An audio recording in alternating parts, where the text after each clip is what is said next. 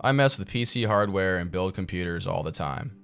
It's a great way to shut my mind off, put my hands to work, and put something together that has so much functionality after it's done.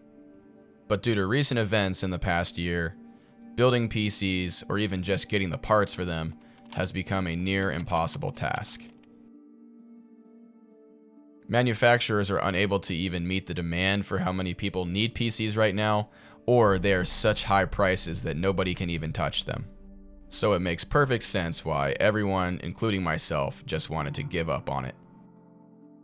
And then suddenly, I started receiving message after message of people telling me that it is possible, you can do this, and telling me where to get these parts if you just do a little bit of research. So I set out on a personal mission to build a new PC at the best price possible.